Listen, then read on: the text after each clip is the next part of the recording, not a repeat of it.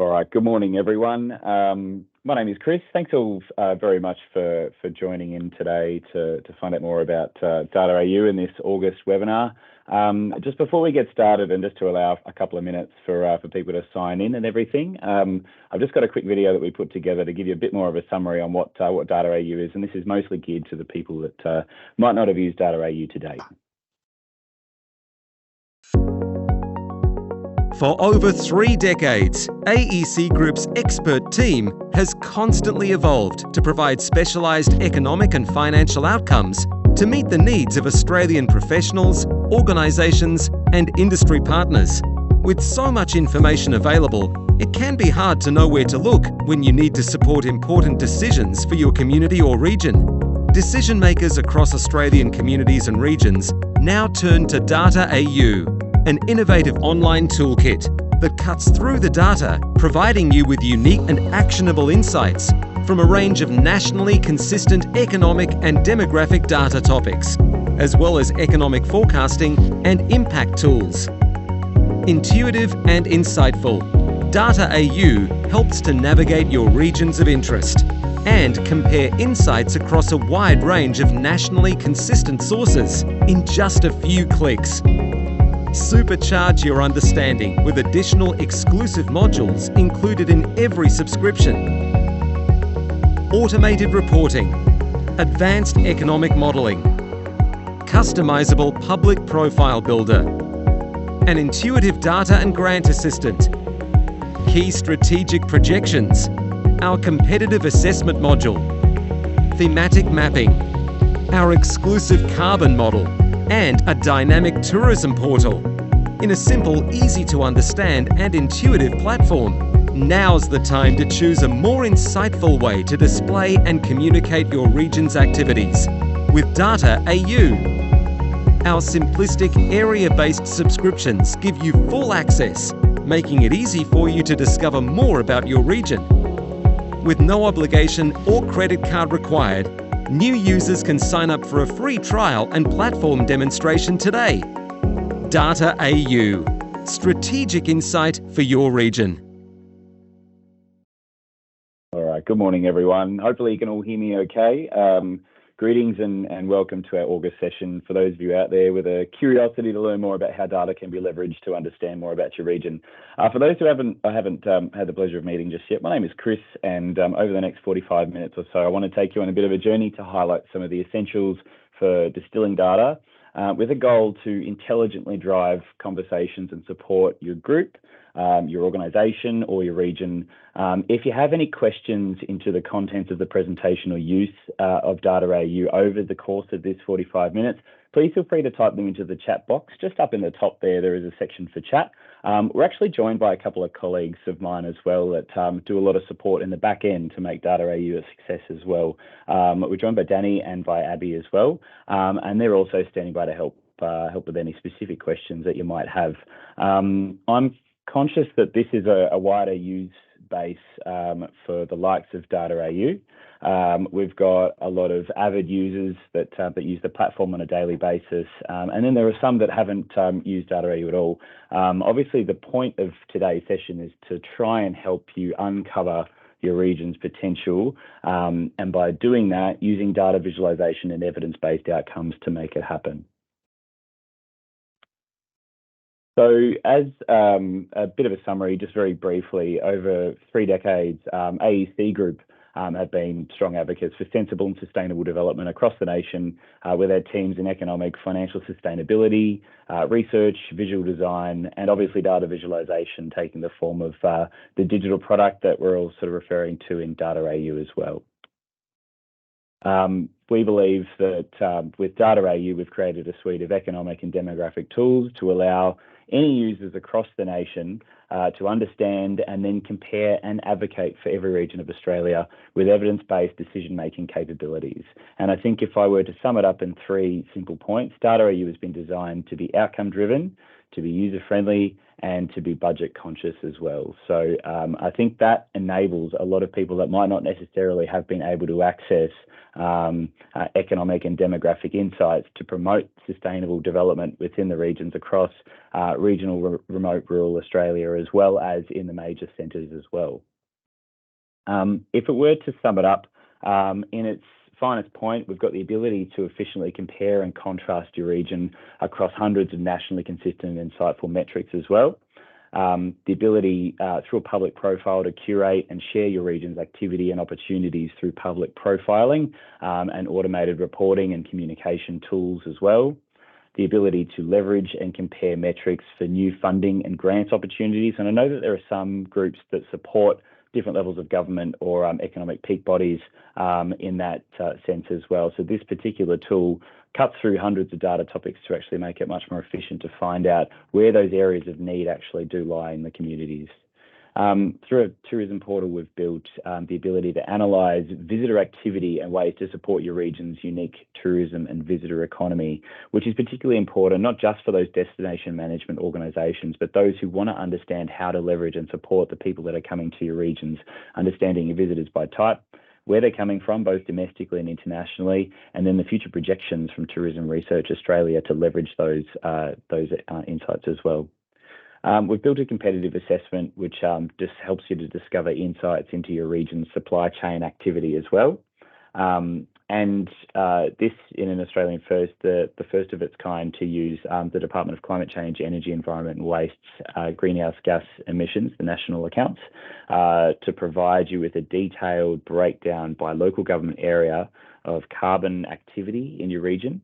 That informs a future baseline scenario. So a good example of how this can be used is by tracking your region's progress into the future. Does it meet your carbon emissions journey strategies, your strategic objectives? And if it doesn't, maybe it can be married with that as well. Before jumping into all of that as well, we've had a couple of examples where in the last month where it's been used, and I thought it'd be important to share that in this sort of session today as well. Obviously, the team at DataAU, or the team at AEC Group rather, uses DataAU to support their complex research and consulting outcomes across a range of projects. Over the last month, we've had a senior economist that's delivered a presentation on closing the gap in Northern Australia with research and insights from the platform to provide an understanding of where these wealth and support gaps are actually increasing. So communities and governments use this information to advocate for and reverse those disparity or the measures of disparity across RRR Australia. And obviously we've got, with the first base in Townsville, a focus and a keen interest to support remote, rural and regional Australia as well. Another example, and it's highly detailed, so stick with me here, but is DataAU being used to leverage and support complex outcomes through delivering a successful strategic plan for public-private partnership for social infrastructure. The project's called Kingaroy, and AEC Group Senior Consultant Elaine Pillai has recently delivered a presentation on the challenge, community and regional benefits, the strategy, how it was formulated alongside a clear process to achieving this by engaging the right stakeholders, using that data and insights that you can use, that everyone has access to on the platform.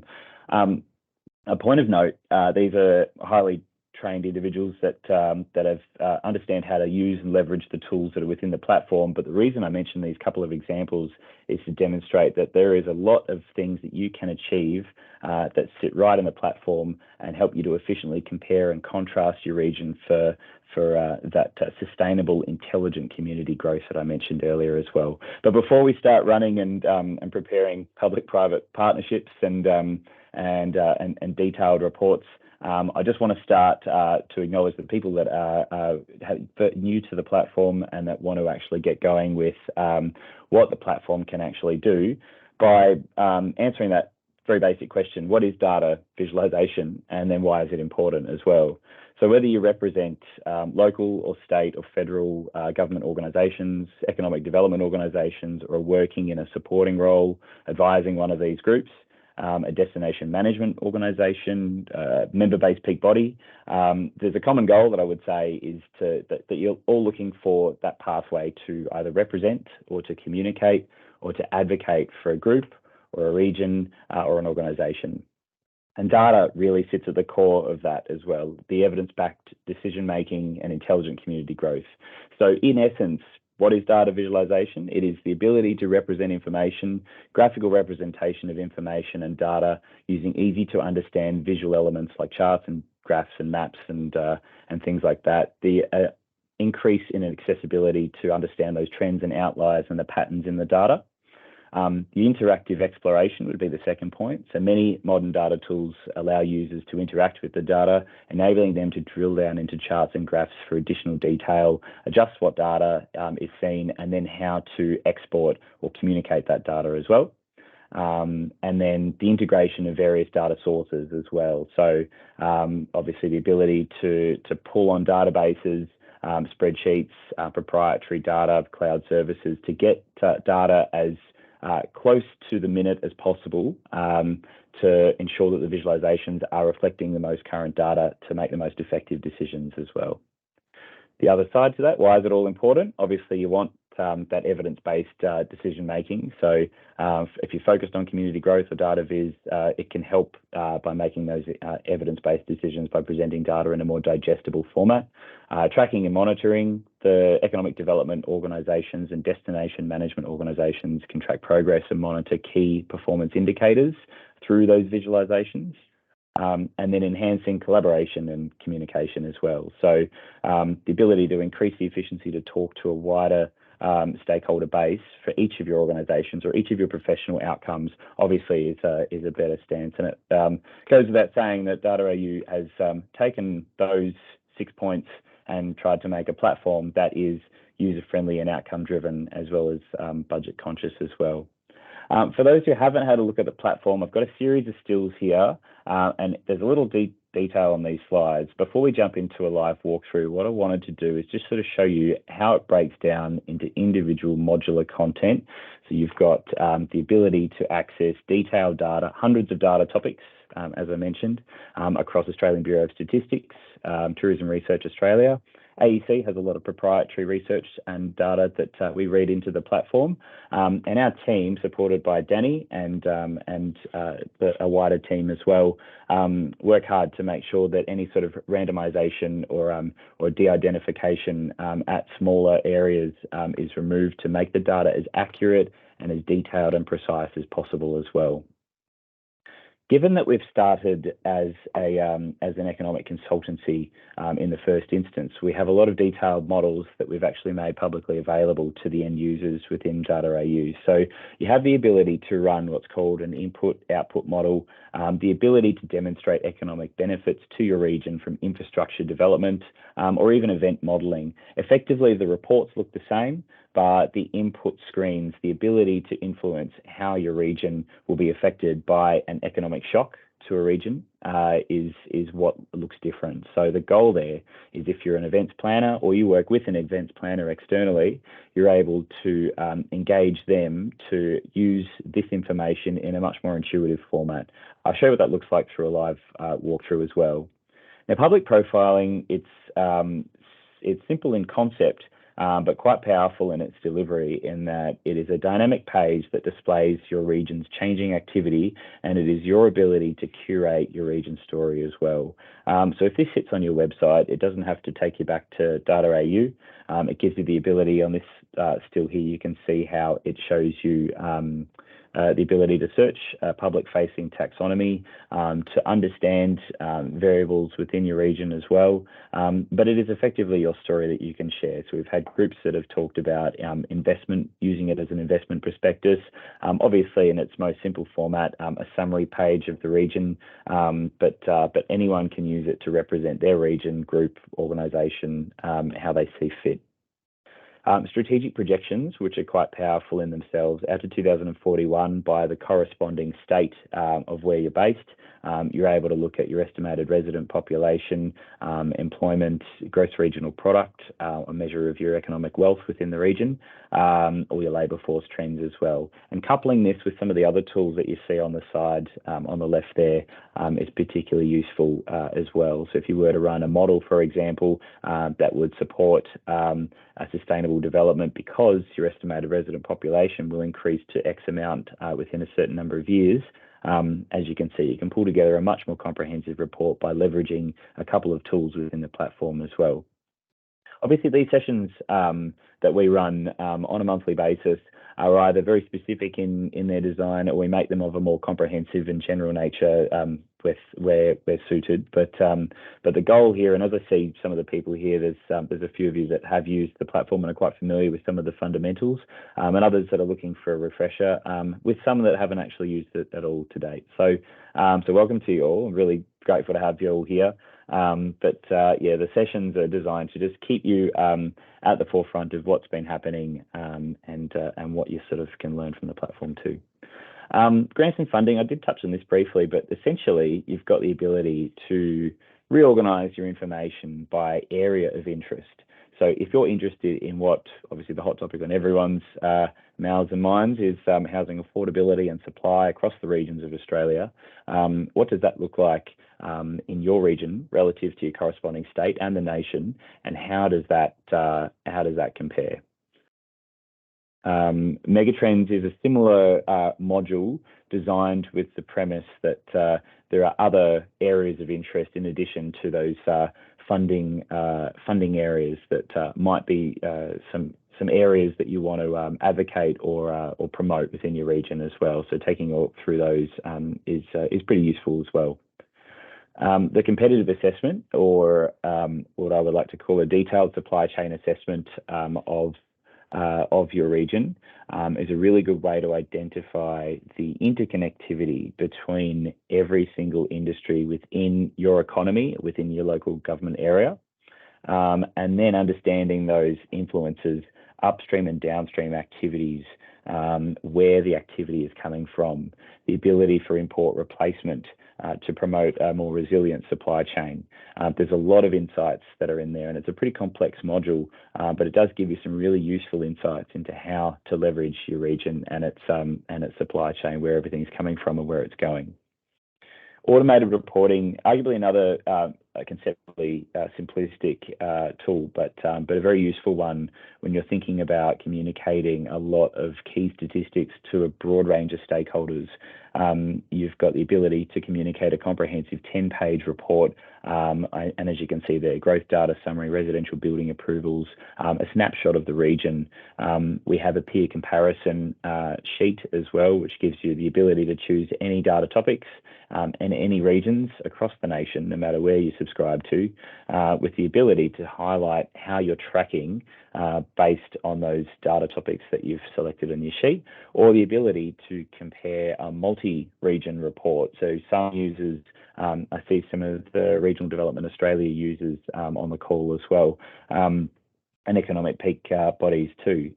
There are some users that are looking for an aggregate report of industry activity, community statistics, but still need the individual local area statistics as well. And that is particularly useful if you're walking into a room of stakeholders that need to know exactly what's going on in each region. But again, quite useful when you're talking about spitting out a report about the activity in your region within a few seconds.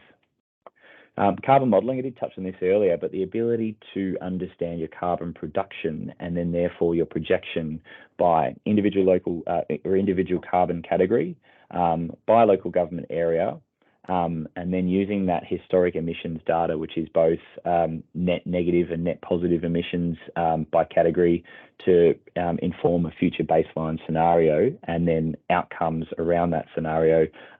Again, pretty simplistic in its design, but it's the first of its kind in Australia to provide every single region with a veritable fact sheet around how they're performing, and how they can actually use this evidence to augment a carbon emissions policy or advocacy plan as well.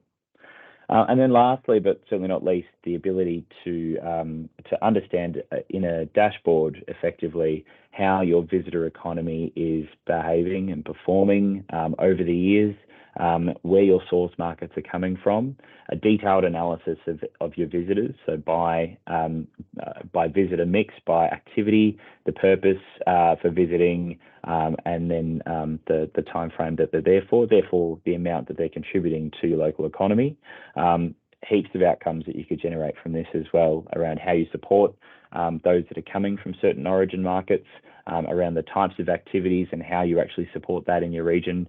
Again, there's a lot of different outcomes that you can achieve with a range of these tools that are simplistic by design, but have a pretty a key goal of making outcome driven as well. So if you bear with me, what I'm going to do is just jump across to the website. I'm just going to share my screen.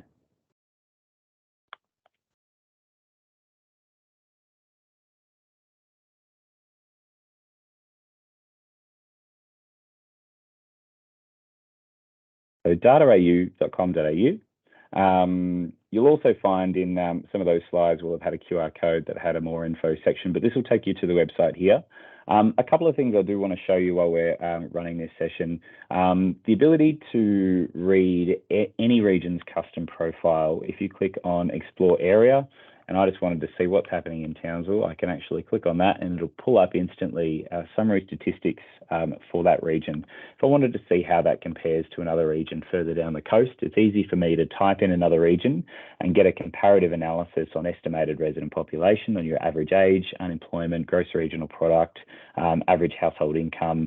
And then as you see here, this is a public-facing taxonomy. Now, the detail or the level of detail that sits within DataAU on the dashboard once you've logged in is much more detailed. But what I can do from this is really find out some key statistics that give me some information by clicking through the taxonomy and then selecting more information. A little bit more of a dyslect rate of suicides, but yeah, I've got Townsville, Mackay there. It'll give me pre-selected information on or pre-selected display options for that information, the ability to show the raw data, and then the ability to export that information as well.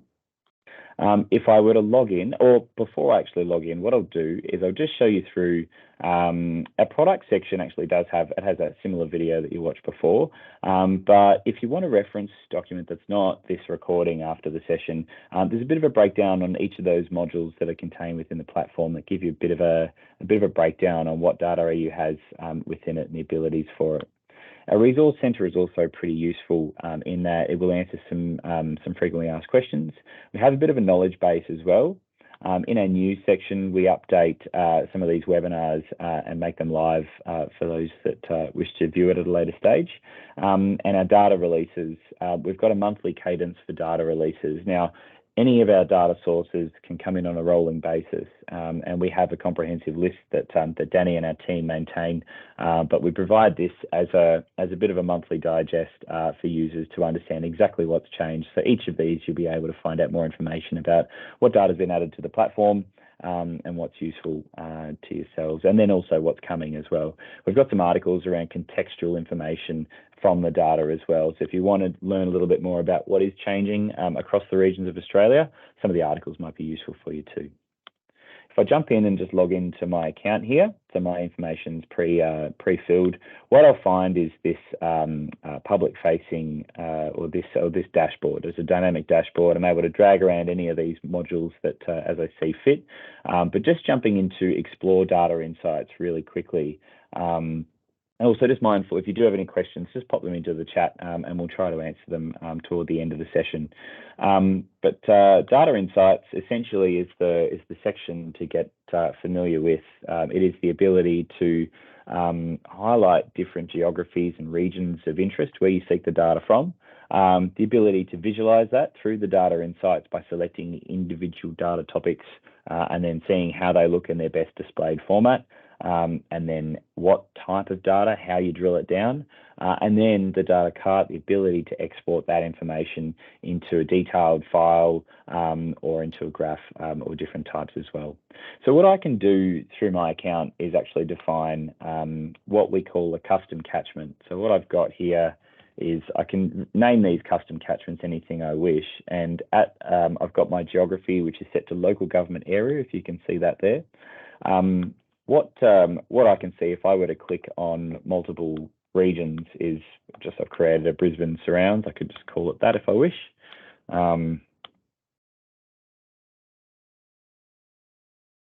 If I wish to have a second area, I could I've already created one up here as well, but I could add any number of any regions to that.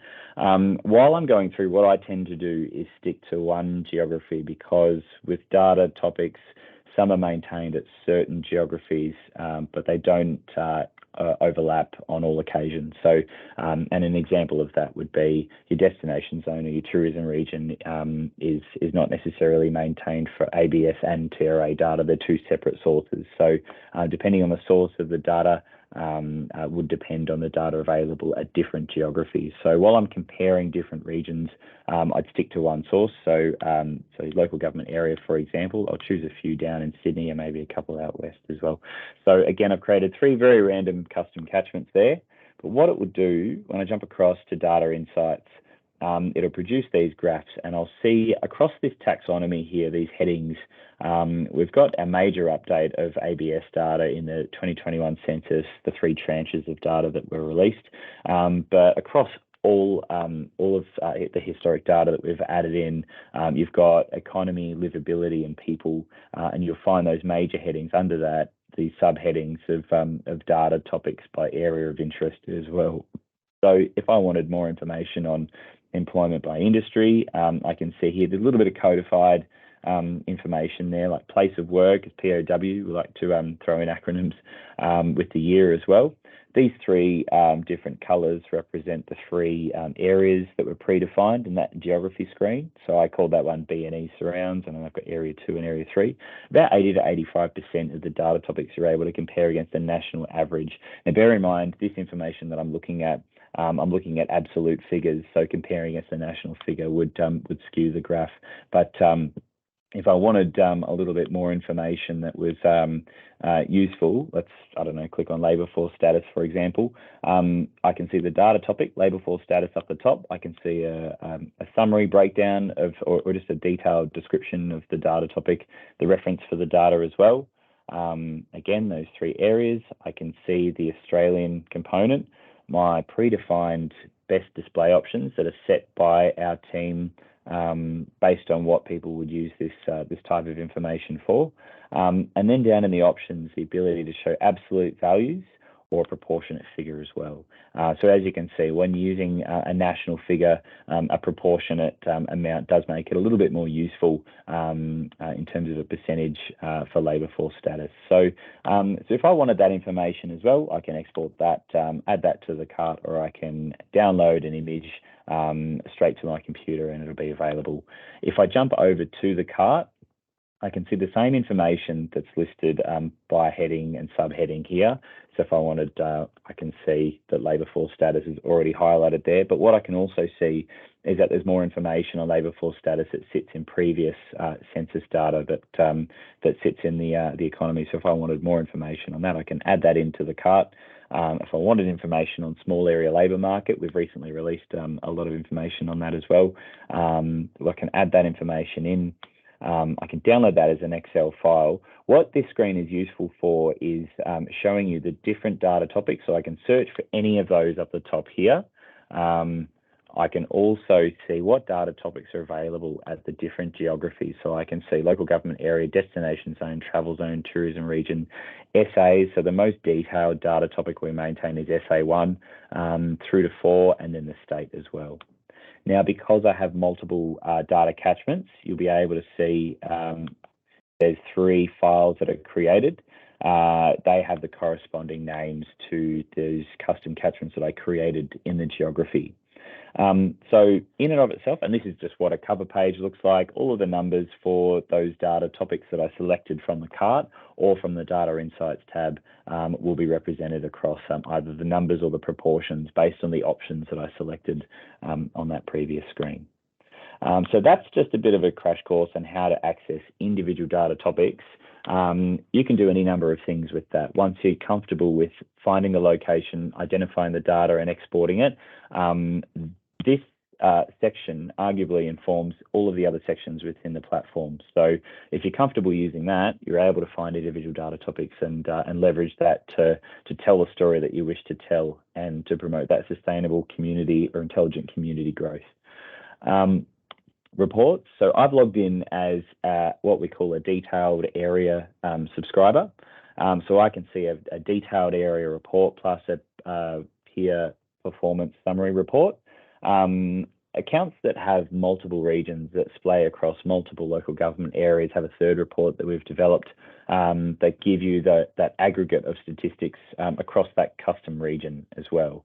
But these reports, I just click on one, and what it will do is I have the ability to preview that PDF or publish that report to a URL and then refer to that at a later stage. So relatively simplistic in its design, and then the ability to change all the information that sit within the report as well. Our carbon model is useful, or in the sense that it does break down carbon emissions by positive and negative by carbon category, and then across each year, using the last 5 years of historic figures to inform a future baseline scenario as well. So that's particularly useful when it comes to a lot of words on the page for carbon activity. Now, I've just had my example account set to Bathurst just to provide an example here. You can see the line at 0 showing land use change, and forestry actually showing negative emissions here as well, just in how it's accounted for. Those major categories of energy, land use, industrial processes, ag, and waste are all added together to provide this historic trend line. And as you can see, it's dynamic. You hover across and you can see the carbon equivalent activity for Bathurst, for the region of Bathurst, across these years. Using these last 5 years here, we inform this future baseline scenario. So what I'm looking at here is that by 2030, I'm still looking at producing something that is relatively close, perhaps 35% less than what I was 5 years ago. So it's relatively useful, again, simplistic, but very useful. And what our teams do with this information, we go into much more detail to analyze the activities across carbon categories. What you can do with this, though, is drag this slider to actually see net positive, net negative emissions, an annual comparison from your region to the wider region, and then to the corresponding state. And then therefore how you're tracking. So obviously Bathurst is a small footprint relative to Central West, and then also relative to New South Wales as well. As we've said, we do much more complex work with this based on the individual needs of some of our clients. So definitely get in touch if you're looking for more information in addition to what that carbon model has been designed to provide. IO modelling, again, it's designed to be as user-friendly as possible in this screen, but it is very complex, and it relies on the 3 decades of work that our economic consultants have achieved to date. What I want to do today, I'll just show you very quickly what the event impact model looks like. As you can see here, the input model screen doesn't work with millions of dollars or numbers of jobs. The design is made to be as intuitive as possible, to really stand up and complement a wider workforce. So if you're working with an events planner, as I said earlier, that might know the type of event or the scale of the event or the daily attendance, you put in as many variables as you possibly can, and you'll produce a report that looks exactly the same as the input-output model. So what I'll do for the purposes of today, and keeping it as brief as possible, is just run us through this input-output model. I've already got some figures that I've plonked into the model, but just to take you to the start, what I do is I choose what this is. So if it's a housing development, for example, what I might actually have from this is a proponent, or a person that's actually said to me, a person or organisation that's given me capital expenditure, and that could be in millions of dollars, or numbers of jobs in terms of full-time equivalent employment. So if we're working on a housing project, for example, it might be, I don't know, $10 million that we put across varying categories. Now, I'll just leave the dummy data sitting in here. What I'll do is I'll just show you, this is what's called a temporal IO model. So it can be run across any number of years, and you can economically shock any number of sectors as well. So you can drill it down to any of these subsectors. So the 114 sectors, we refer to the parent sectors as 20 sectors because we have extrapolated ownership of dwellings down here to really give an effect or a bit more of a lens on what the effect on housing supply and requirements might be for individual regions as well. So what we're looking at here is just the ability to shock any of these regions. So if I'm looking at millions of dollars, I might say that's 100,000 or 100,000, but that probably wouldn't be for a housing project. But I can shock any of these regions here. I could bring these back, and what I would do is I could go into construction, and I might look at my residential building construction here. I might want to look at a little bit here as well. Obviously, this model is going to go over 10 million, but what I just want to do is show you from that what it actually looks like. So to give you a rundown of all of the economic shock in this section in the bar on the left, as well as in the center section as well. So this is the report that it will show you, and it will give you a breakdown by year and by sector, aggregating to the parent ANZIC sector as well. So there's a total $71.1 million shocked. There's a date stamped as well. And what it will tell me is the output, the gross regional product, and then that initial activity as well, right here.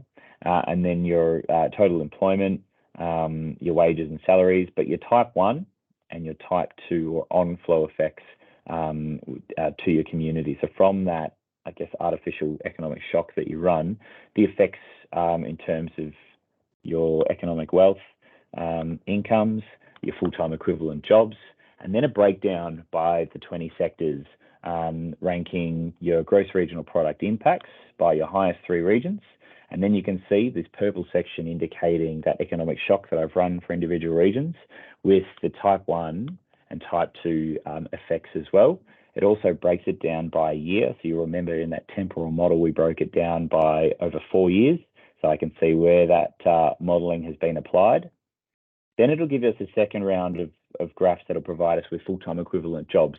So if I wanted talking points from an input-output model that indicated how many jobs would be generated by running this $72 million model, I can see the professional, scientific, technical services. Now, whilst there was a large component of that was generated by the money that was put in by the capital expenditure, I can see that there's still 54 jobs, even though there was 43 that was initially brought on. There's 54 that's been generated, which is 22% of total jobs.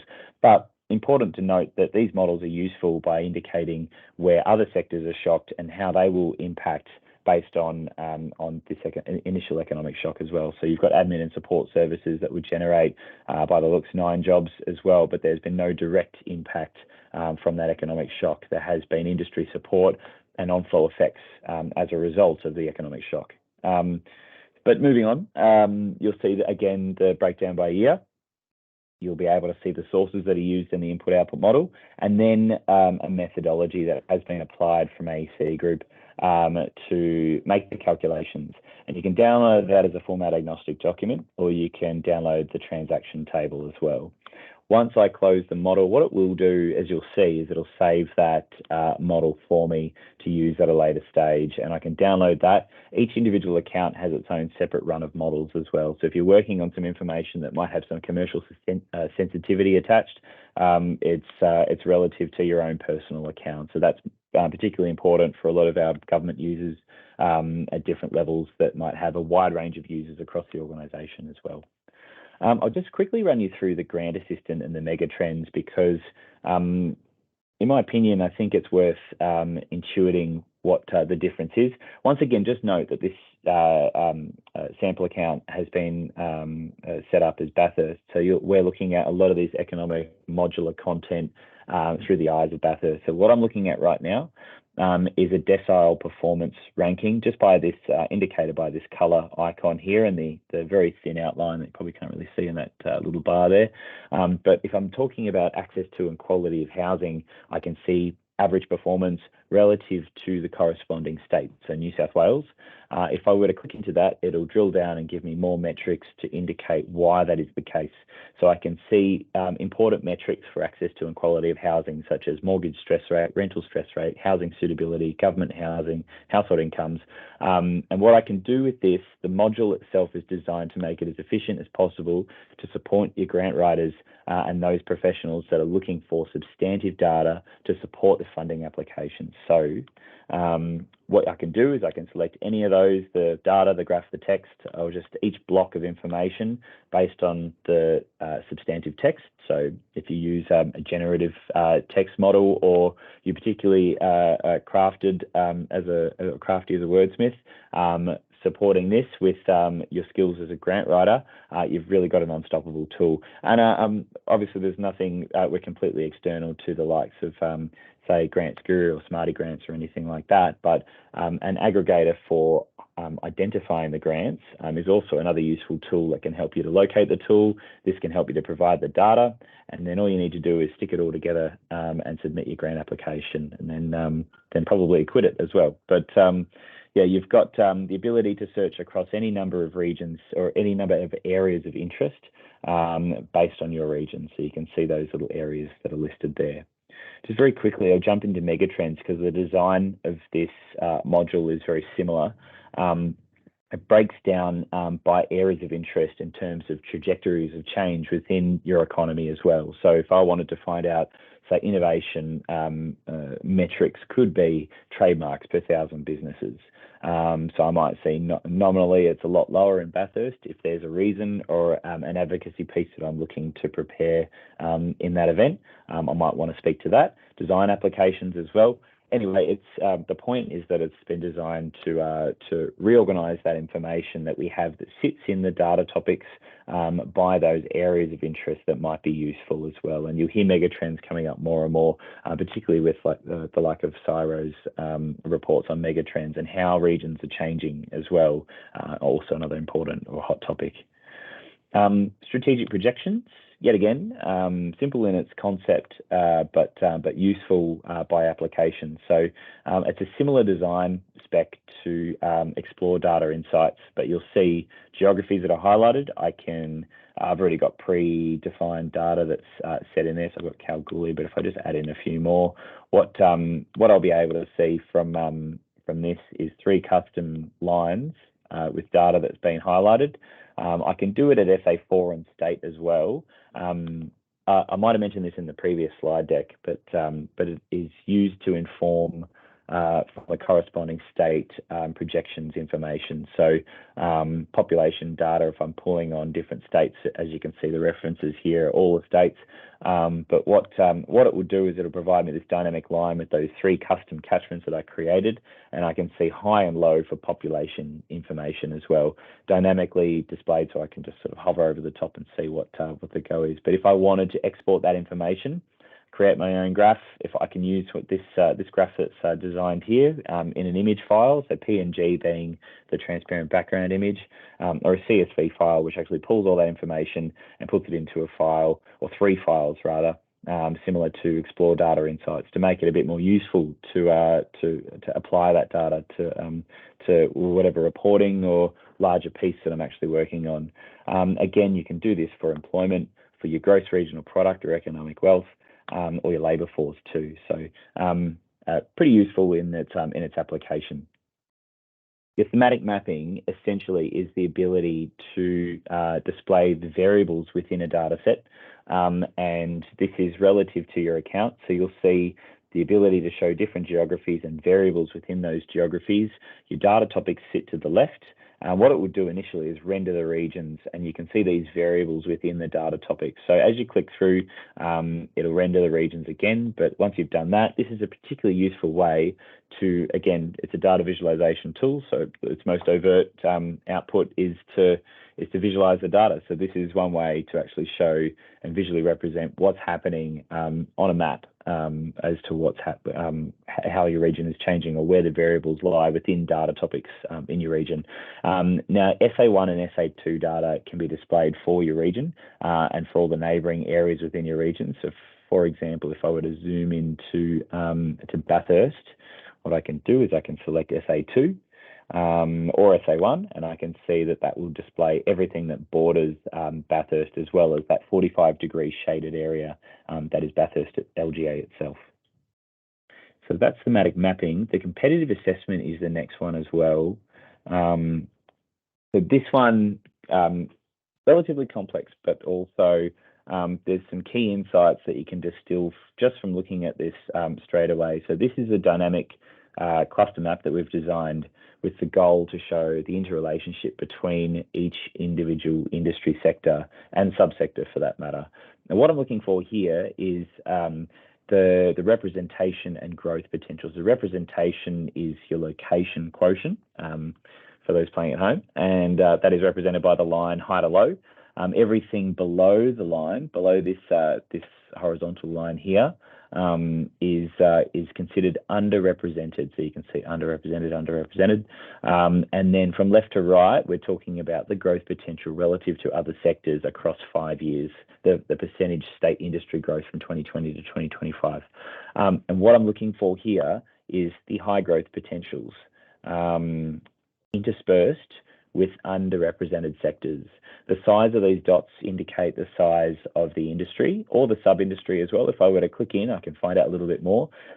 So this, for Bathurst, is particularly useful. What I'm looking for here is sectors that are furthest from this centre point.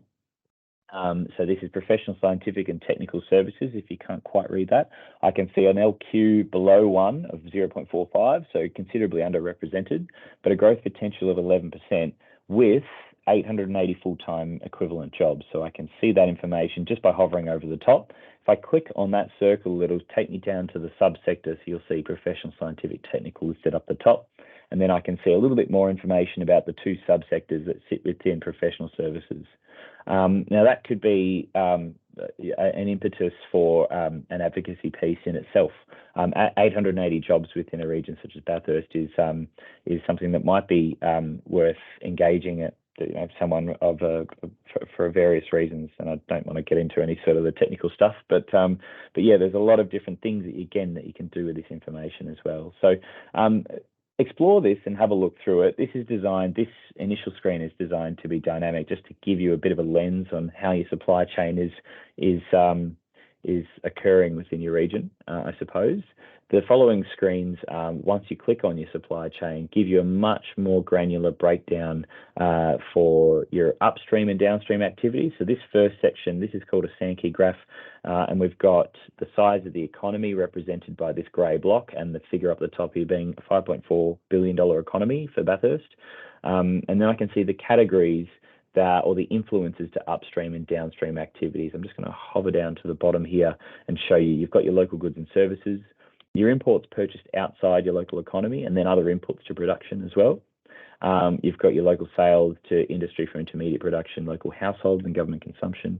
Won't bore you with all that. Your exports are down here as well, but I can see what exports are going out of the economy, what imports are purchased outside of the economy, and then therefore create an advocacy piece for import replacement. And how I would do that, it's got an output option, by the way, for graphs down the bottom there.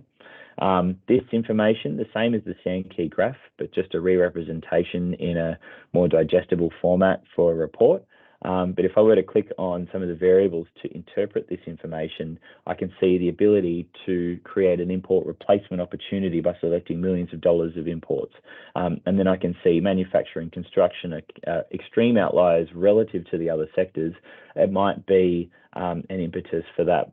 We looked into this a little bit more and found that construction was just coming from across the border, so it might be less of a case, but the abilities that this tool gives you as an individual subscriber is pretty powerful. So it's a useful one. Again, output options down there. Now, your next two sections, your contribution to growth was the left to right on that cluster map on the previous screen, ranked by value, so I can see the largest percentage growth of a sector relative to the rest over 5 years, and then the lowest sectors as well. And then location quotients being the one, and either blue being overrepresented or on par, or underrepresented in green. The shift share, so the ability to highlight your regional, your industry and your local share, your regional, national, and industry share, and then therefore using that information that can either be positive or negative, depending on the category, to inform the net change for your region as well, in terms of employment over the last 5 years, I should say. And then if you really want to dig into it and analyze the information and essentially the interrelationship between industry sectors, you can download that transaction table. Every subscriber is able to do that as well. So, like I said, that competitive assessment is pretty detailed, but yes, I just thought I'd run you through that, and then obviously have this as a recording to visit at a later stage. Public profile is useful because it gives you the efficient ability to show you summary statistics and that information, but users have the ability to create their own public profile. So I might just take you to one very quickly that I know I've referred to a couple of times in previous videos, but essentially here's an example, Invest Central New South Wales, of one that has been set up that shows you summary statistics. You'll see the background slightly different. You've got a stylized and branded map of the region with the custom copy, your ability to show major industries. If I jump back up to the top of the screen, I've got the ability to compare with another region if I wish. And then and then what it will do is that it'll actually show some of the information from any other region across the nation, based on those sectors that I'm looking for. So again, this links back to DataAU, but you're actually able to embed this as an iframe into your website. So you don't have to leave the council website or leave your member page, for example. You're able to access all of that information. So that's the public profile. It's quite versatile in its application by design. So again, if you have your copy and everything prepared, we can help with getting those set up. And I know a lot of the RDA network we're pretty keen to set up and refresh their pages as well. So if you need a little bit more help, definitely get in touch with me after the session. I'd be happy to help with that as well. Lastly, the tourism portals. So this is that ability to identify your visitor economy, and again, not just for destination management or groups that are exclusively focused on visitor economies. This is showing how people are moving through your region and showing other regions how they compare to other regions as well. So right now, I can look at a comparative analysis between two regions. I can see visitors, visitor nights, average length of stay, total consumption by night, and then by trip. You break down by type with that donut showing the two regions that I have selected, and I can view that over the last 10 years. This cluster map showing me the visitor mix by type and the representation or growth potential of those, and then across these next two sections, your contribution to growth or your representation. These next tabs, you've got purpose of visits. Again, you'll see there's a lot more purposes or purposes that people would visit a region, and then even more reasons or even more activities that people would undertake within a region. So it's very granular information, but useful if you're wanting to support or advocate for a health spa or tourist attractions within your region, because you're getting a lot of activity from people visiting. So your visitation information is quite useful for a lot of different users.